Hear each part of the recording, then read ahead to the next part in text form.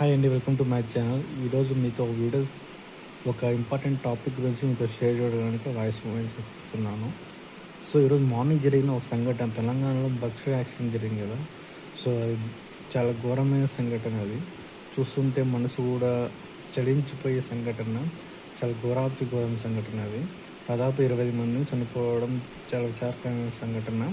So ఈ చేసిన తప్పు ఎవరిదంటే ఇక్కడ ప్రభుత్వాలు తప్పు. గత ప్రభుత్వం 10 సంవత్సరాల నుంచి ఉన్న అక్కడ రోడ్లు వేయలేదు, గుంతలు పూడ్చలేదంటే అలాంటి గవర్నమెంట్ మనం ఎంచుకోవడం మన తప్పు. సో ఎవరిని గవర్నమెంట్ ఎంచుకున్నా మనము నమ్మకం పెట్టుకొని గెలిపిస్తారు. కానీ ఆ ప్రజాప్రతినిధులు ఆ నమ్మకాన్ని ఎవరు ఫుల్ఫిల్ చేయరు. సో అందుకే ఈ సంఘటన జరిగింది. సో గత సంవత్సరం అక్కడ ఉన్న ఎమ్మెల్యే కనీసం ఆ రోడ్లో గుంతలు బిగించలేకపోయారు.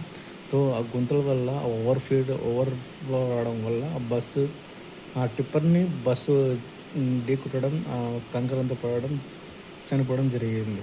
సో ఇక్కడ రోడ్లు సరిగ్గా వేసింటే, రోడ్డు కూడా విస్తరణ చేసింటే అంత సంఘటనలు జరిగేవి కాదు. సో గవర్నమెంట్ వస్తుంది, ఏ గవర్నమెంట్ వచ్చినా ఎవరు ఏం చేయరు.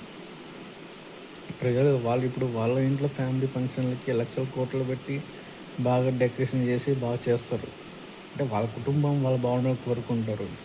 సో వాళ్ళను గెలిపించిన ప్రజల్ని వాళ్ళేం చేయమనిలే. కనీసం రోడ్లు వేసి మంచి చేయమని ఓట్లు వేస్తే, కనీసం రోడ్లు వేయకుండా ఇలా యాక్సిడెంట్ అయ్యి మనమే పోగొట్టుకుంటున్నాం. సో గవర్నమెంటు మారినా, ప్రజాదేవులు మారినా మనకు ఉపయోగం లేదు. ఎందుకంటే వాళ్ళు సొంతం కోసం వాళ్ళు బాగుపడుతున్నారు తప్ప ప్రజలకి చేసింది ఏం లేదు. ప్రజలు చేసింది కనీసం ఆ రోడ్లు వేసింటే ఈరోజు ఇంతమంది చనిపోయేవారు, యాక్సిడెంట్ అయ్యేది కాదు. సో అన్ని సంవత్సరాల నుంచి ఉన్న ఎమ్మెల్యే ఏం చేస్తారన్నాను అక్కడ.